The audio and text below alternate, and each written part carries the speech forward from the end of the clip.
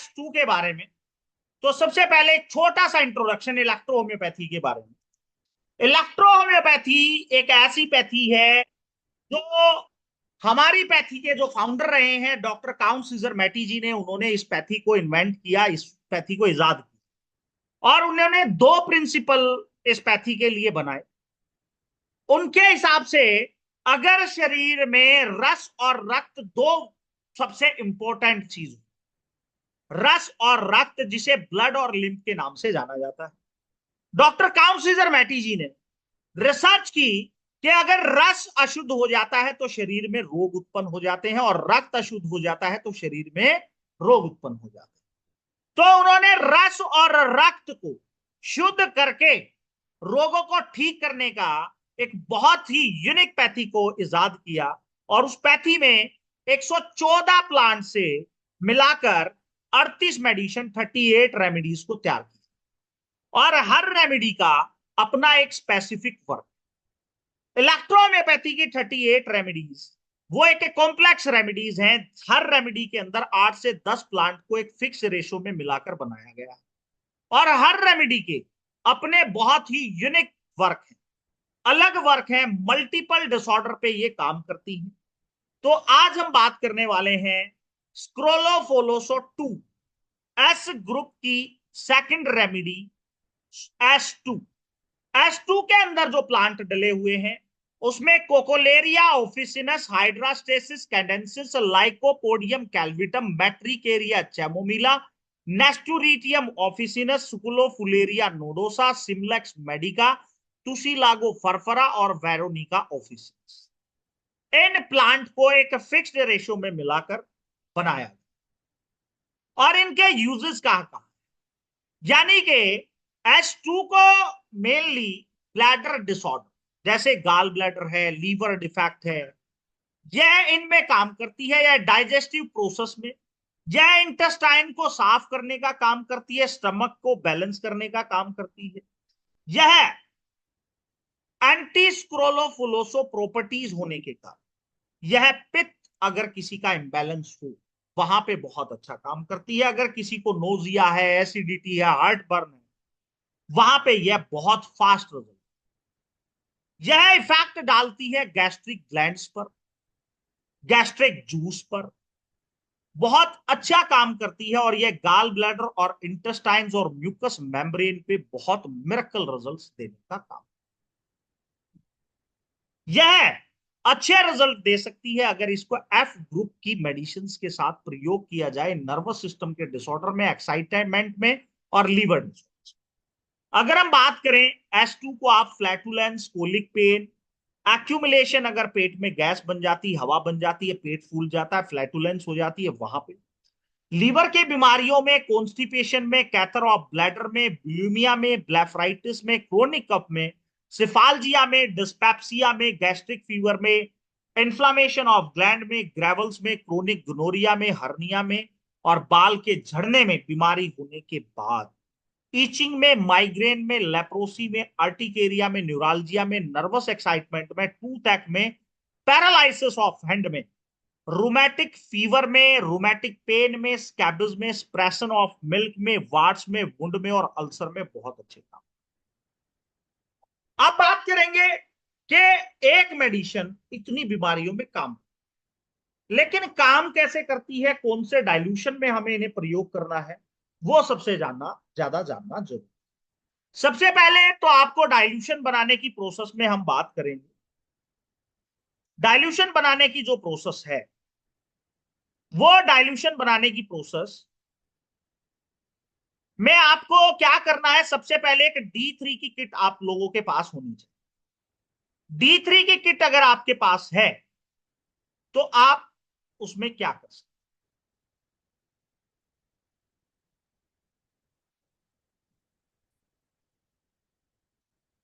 आपको 1 ml D3 का लेना है, 1 ml D3, और उसमें 9 ml डिस्टिल वाटर या रेक्टिफाइड स्पिरिट डालो। 1 ml D3 और 9 ml रेक्टिफाइड या डिस्टिल वाटर डालना है। वो डालेंगे तो आपका 10 ml D4 पहला डाइल्यूशन तैयार। सेकेंड डाइल्यूशन बनाने के लिए आपको 1 ml फर्स्ट डाइल्यूशन D4 का लेना है और 9 ml डिस्टिल वाटर का लेना है। वो 10 ml आपका थर्ड डाइल्यूशन हो जाए। सेकेंड डाइल्यूशन, अगर आपको थर्ड डाइल्यूशन बनाना है तो 1 ml आपको सेकेंड डाइल्यूशन का लेना है और 9 ml डिस्टिल वाटर या रेक्टिफाइड स्पिरिट लेना है, तो आपका 10 ml थर्ड डाइल्यूशन तैयार। हायर डाइल्यूशन को बनाने के लिए अगर आपको डायरेक्ट D30 बनाना है, 30वीं पोटेंसी बनानी है, तो आपको 1000 ml डिस्टिल वाटर लेना है, उसके अंदर 2 बूंदे D3 की डालनी है, वो आपका D30 पोटेंसी तैयार हो जाएगी, 30वां डाइल्यूशन तैयार। अगर आपको 60वां डाइल्यूशन, तो आपको 1 लीटर डिस्टिल वाटर लेना है या रेक्टिफाइड लेना है, उसके अंदर 1 बूंद 1 ड्रॉप D3 का डालना है, वो आपका 60वां डाइल्यूशन 60वीं पोटेंसी तैयार हो जाएगी।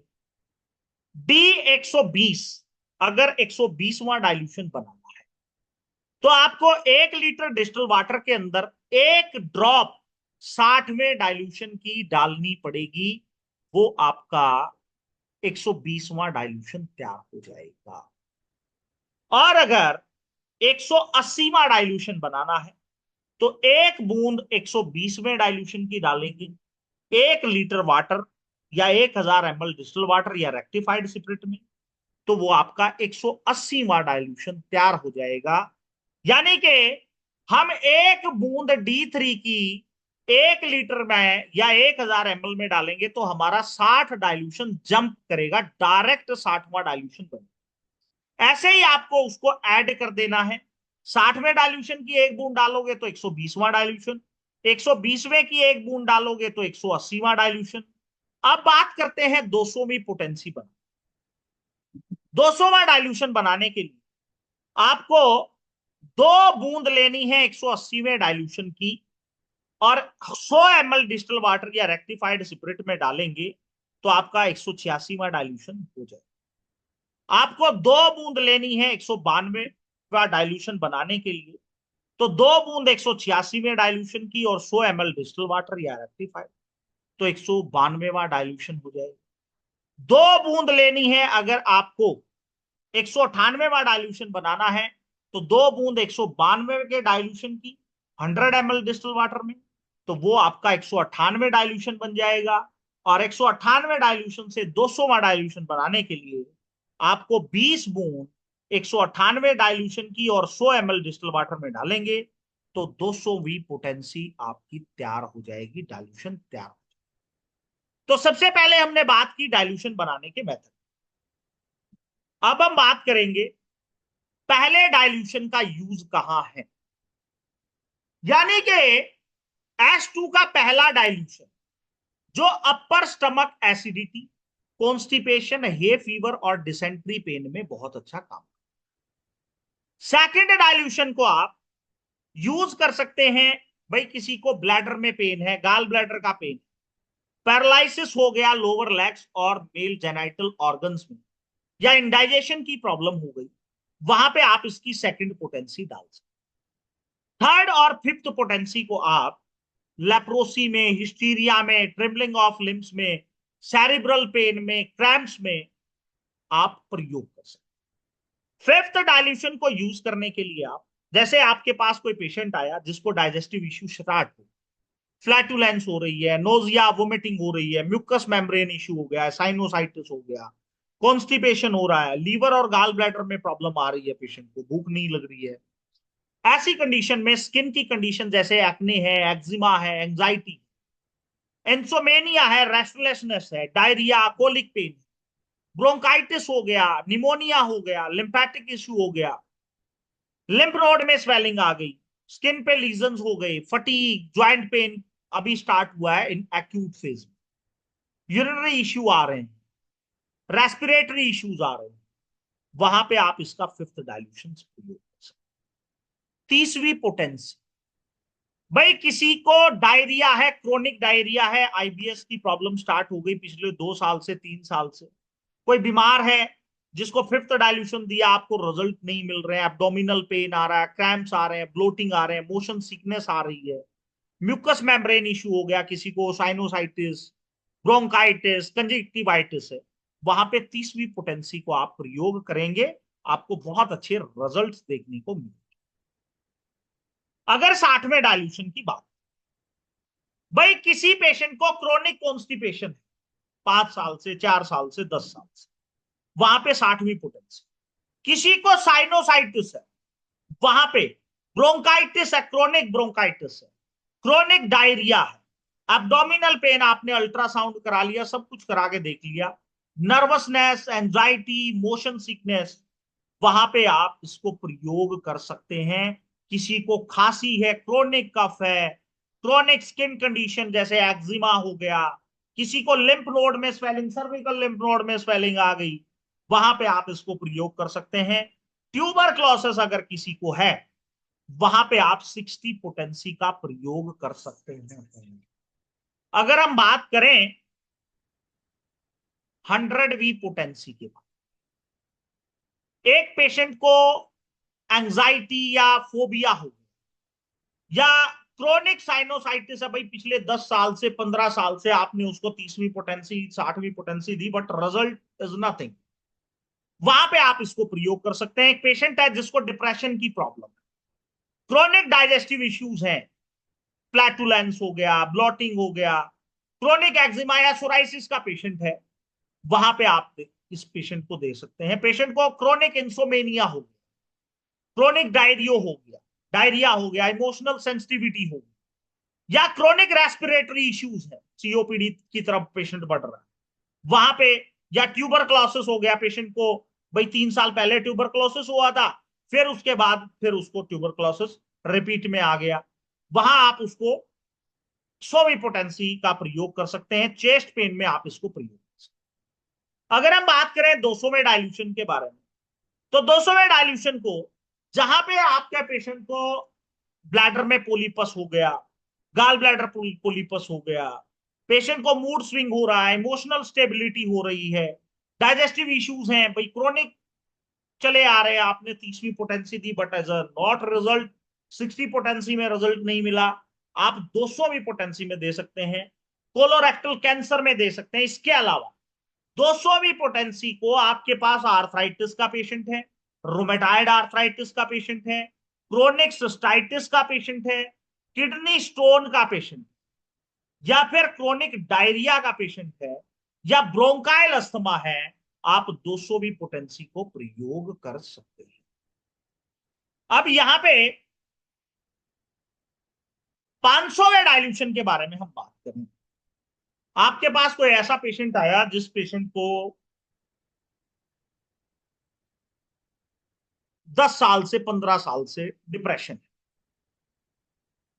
इमोशनल ट्रामा की प्रॉब्लम, फ्लैटुलेंस हो गया, एंजाइटी इंसोमेनिया हो गया, इंट्रोवर्शन हो गया, पेशेंट का कॉन्फिडेंस लेवल डाउन है, क्रोनिक रेस्पिरेटरी डिसऑर्डर्स हैं, डायरिया है, या किसी को फाइब्रोसिस हो गया, एम्फाइजमा हो गया, वहां पे आप इसको प्रयोग कर सकते हैं 500 में डाइल्यूशन में। या फिर किसी को ट्यूमर बन गया, सिस्ट बन गया, वहां पे 500 भी।